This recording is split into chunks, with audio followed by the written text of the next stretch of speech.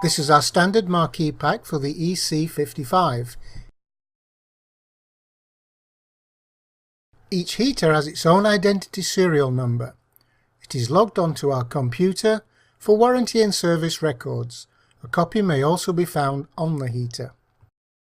Contents: remote thermostat with 10 meters of cable, stainless steel rain cowl and flue, 407mm diameter by 3 meter length of high quality ducting. The dark section affixes to the heater and the white section to the diffuser. A standard white marquee diffuser. Release the restraining straps, then lift the box free from the pallet.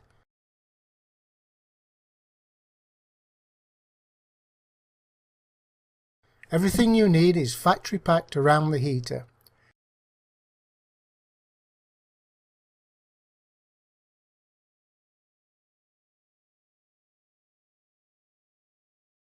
The stainless steel chimney diffuser is a very important part of the machine.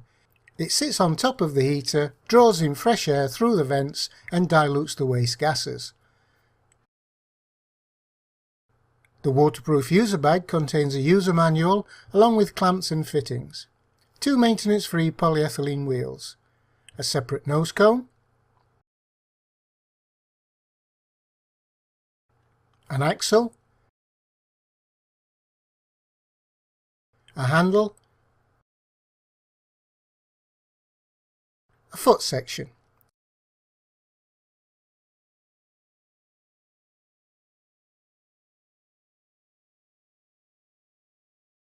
Remove the 2 retaining transit screws, one either side of the heater.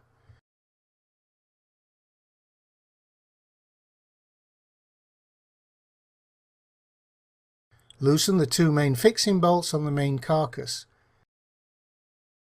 This will help to locate the nose cone fixings correctly. There are 4 locating holes in the main carcass, 2 on top and 2 underneath.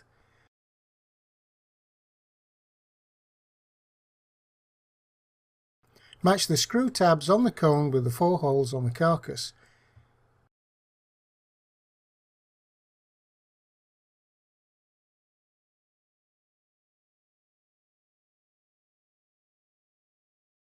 Take the 4 self-tapping screws from the user bag and fix the cone to the body.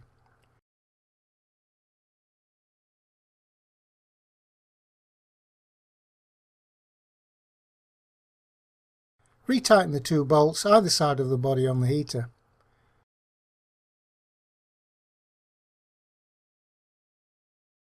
Tilt the heater 90 degrees.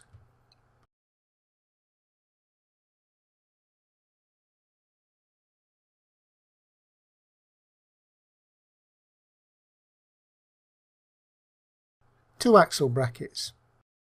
Take 2 nuts and bolts from the user pack in one bracket. Loosely bolt one of the brackets to the flange of the heater using the pre-drilled holes.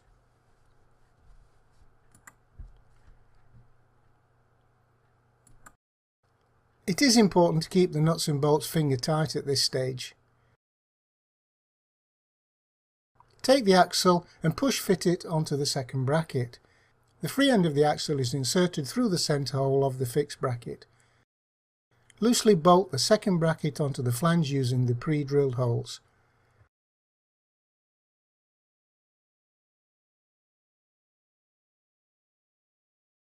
Once the handle is in position, fit the 4 remaining bolts.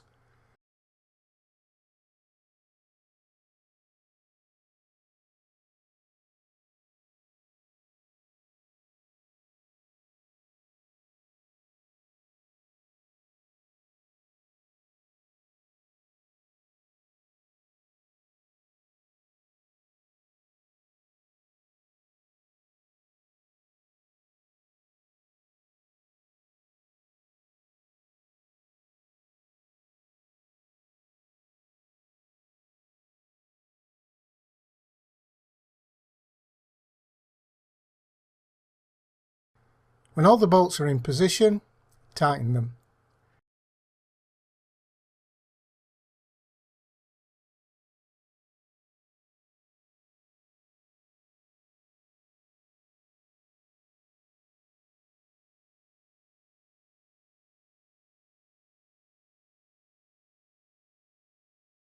The user pack contains the wheel fixing components and tools. This is a compression clip which holds the wheel on the axle. This is how it works. Put the clip in the housing. Push the handle into the housing. This tool is now known as a mandrel. Making sure the compression clip is housed, then offer the mandrel up to the wheel, impact the handle, the ring will be secured. Take a wheel and slide it onto the axle.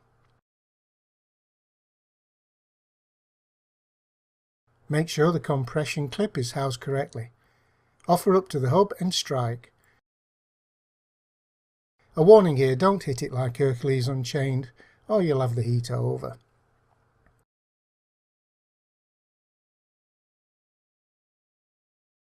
Take the red hubcap and tap home for a nice finish.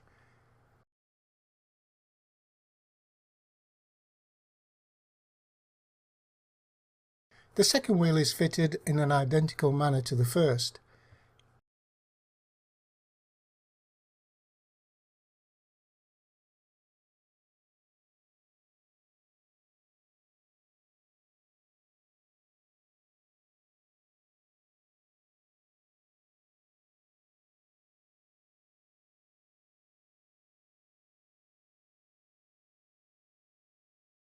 Carefully tilt the heater to 45 degrees. The self-locking nuts are now used to attach the handle and foot.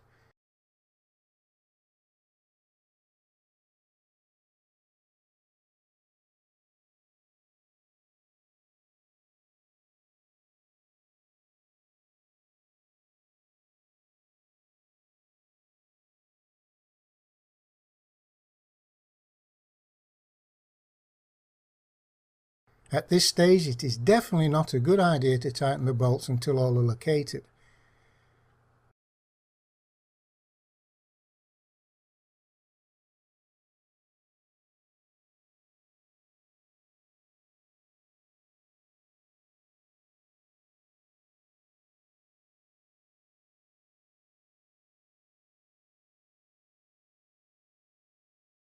When all the bolts are located, tighten the nuts.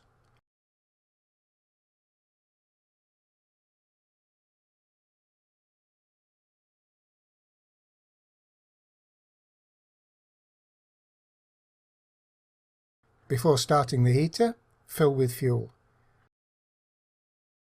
The filler cap is a screw turn and has a built-in pressure valve. Either diesel or kerosene can be put into the fuel tank. Make sure the fuel you use has been filtered and is as clean as possible.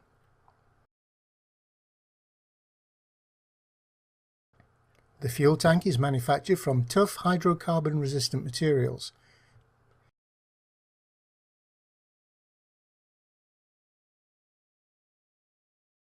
Before starting the heater, fit the chimney and rain cowl onto the diffuser. It is advisable to rivet the flue to the diffuser. This will prevent the flue sliding down over the air vents. Unpack the ducting. Stretch out the ducting. A white tag on the ducting shows the direction of the hot air flow.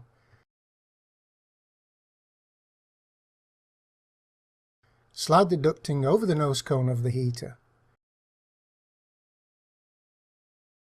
Check to make sure the ducting fits all the way around.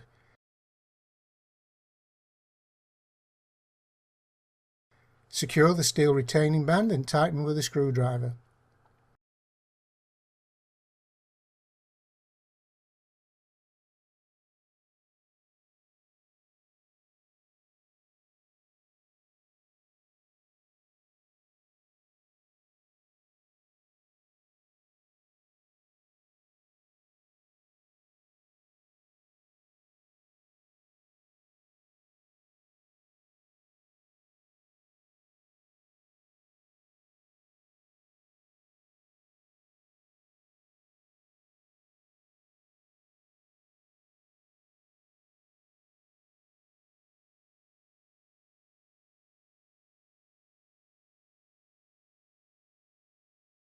Pull the ducting over the diffuser making sure it fits all around.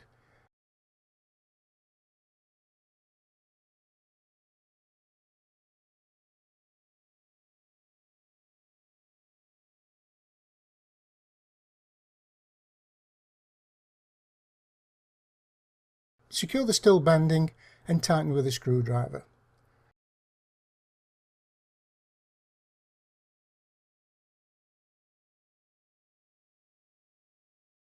Unpack the external thermostat and hold the white socket.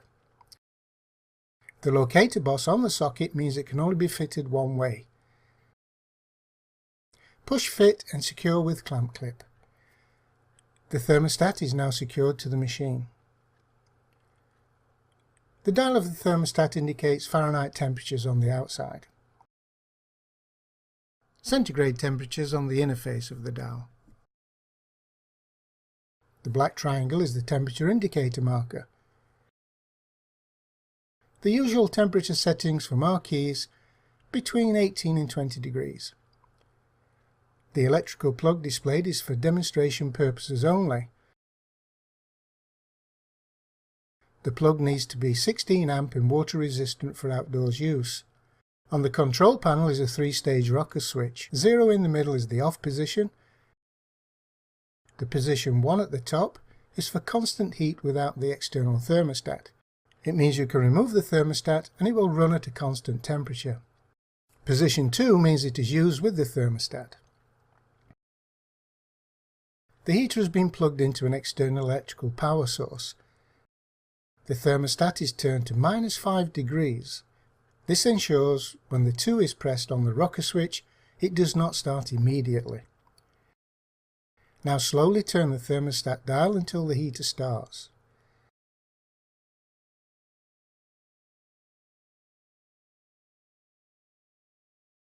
Lovely warm air immediately comes through the diffuser, about 75 degrees Fahrenheit.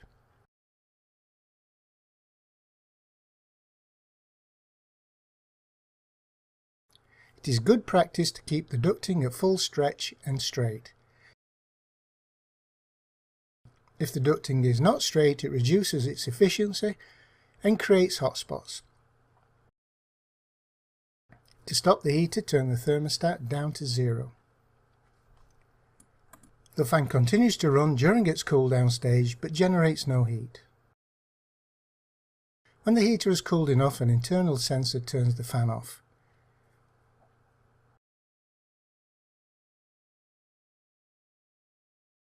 Troubleshooting. The function light has 4 phases which indicates a possible fault. It will be off, flashing orange, steady red or steady green. Depress the reset button for 10 seconds and a second series of colour codes appear. The following stills explain each condition. Pause the video at the appropriate place.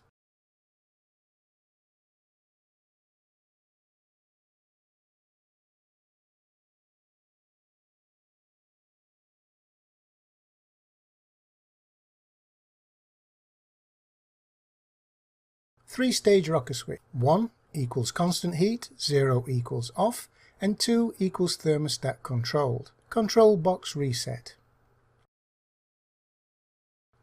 This is the dual voltage switch. At the moment it is set at 240 volts. If you need to change it to 110 volts for construction, remove the switch cover. Unscrew the 2 self-tapping screws holding the cover and remove.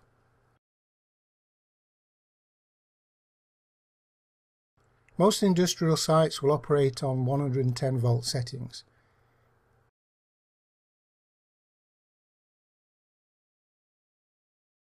This is the removable cover cap and this is the voltage toggle switch. Set the toggle to 1 equals 110 volts, turn the cover around, arrows pointing to the top, and fix.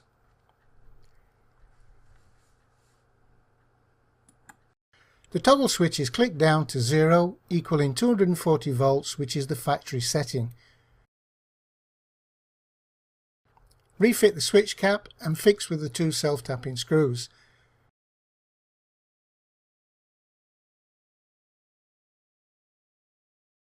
Make sure the heater is unplugged before removing the component box.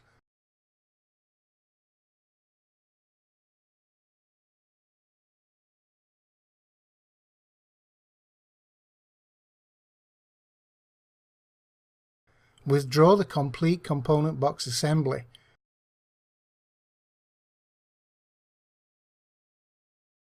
Remove the 4 self-tapping screws holding the component box cover.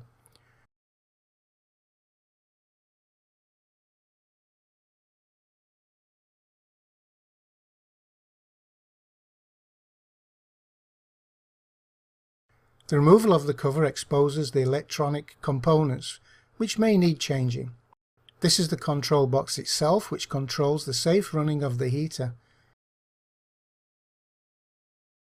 This is the internal fuse. It's always a good idea to check this first.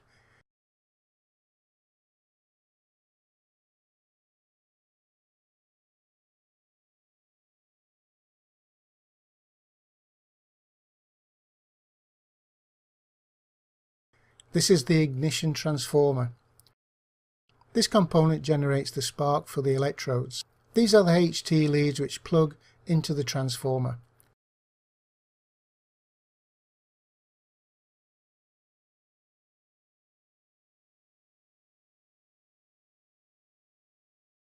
The control box is held in place by 2 self-tapping screws, one here with the other on the other side.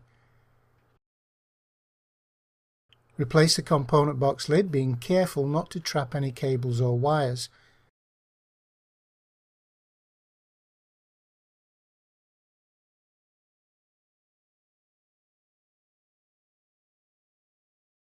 Screw the lid down using the 4 self-tapping screws.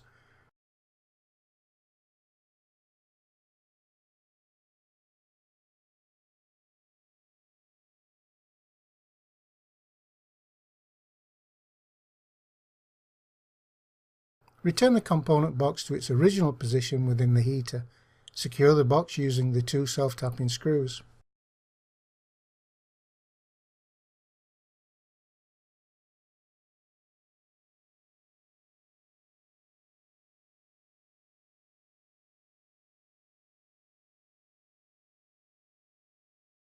The 3 components here make up the first seal kit. This is the filter. These are the electrodes, a brass fuel nozzle. This panel is known as the inspection hatch. To access the burner, remove the 4 bolts and remove the panel.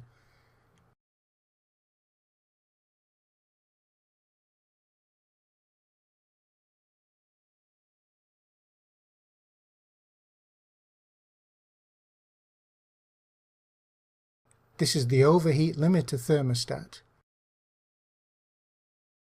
Solenoid spool with solenoid valve running through it.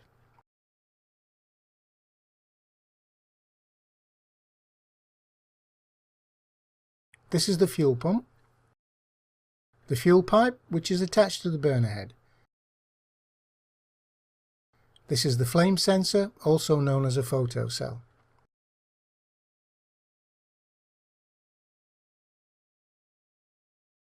HT leads.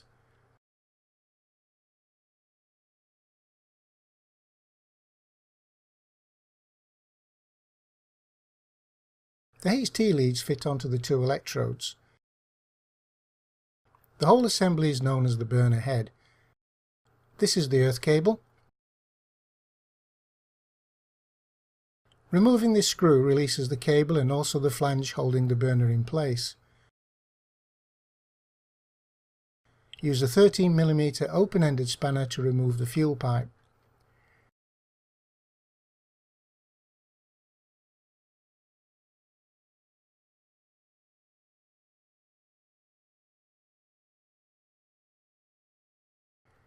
Remove the core of the heater to show the service replacement items. Items to be replaced on a regular maintenance are the 2 electrodes, the fuel nozzle, which is held in the fuel nozzle carrier. can be removed using a 16mm socket. This is known as the turbo disc. Firstly, loosen the retaining screw on the collar of the turbo disc. Remove the self-tapping screws on the retaining plate and retract the electrodes. The plate and screw mean the electrodes can only fit one way. Remove the turbo disc. This exposes the fuel nozzle, which can be removed using a 16mm socket.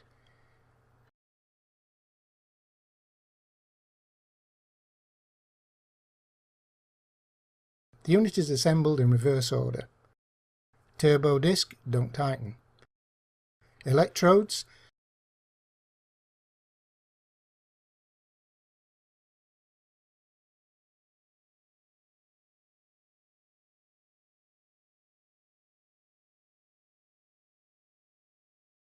The gap between the electrodes should be 2 to 3 mm.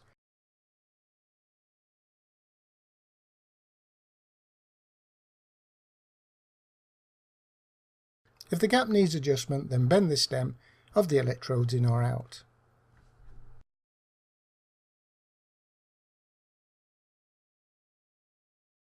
Tighten the collar.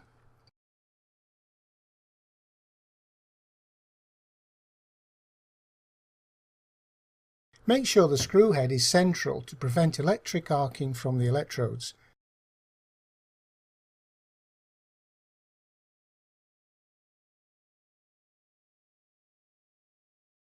Make sure the cutout on the flange line up with the burner housing boss.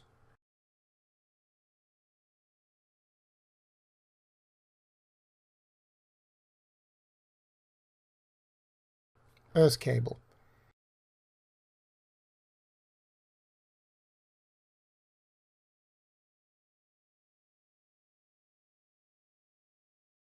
Flame sensor photocell. Fuel pipe.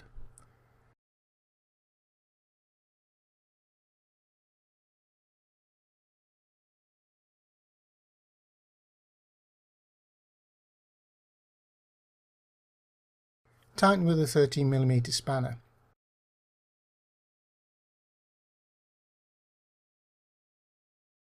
HT leads on the electrodes.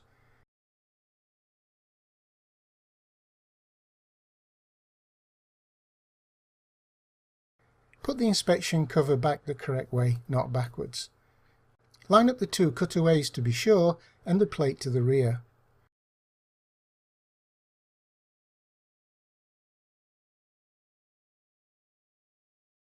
Rebolt the inspection cover down.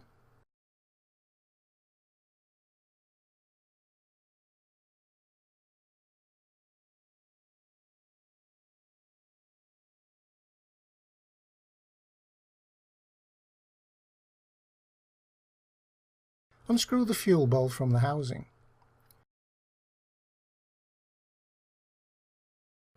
There may be spillage of fuel. People with skin complaints are advised to wear gloves.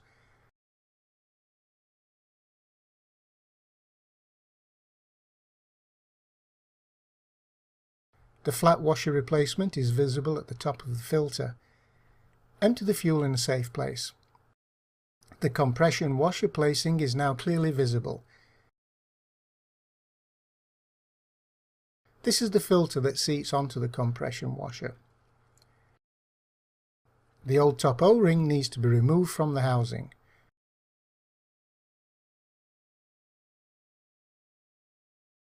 This O-ring forms the seal between the fuel bowl and the housing.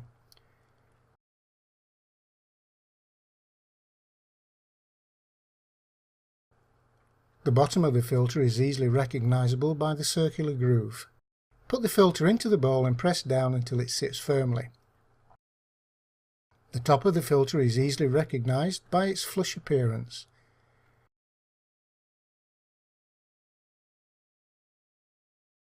Seat the O-ring in the housing.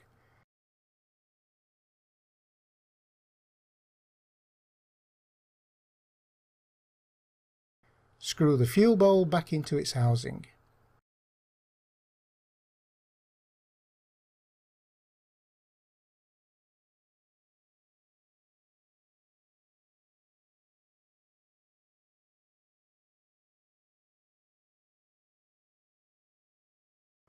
Make sure the air intake is at least 1 metre away from any obstruction. This will allow clear airflow.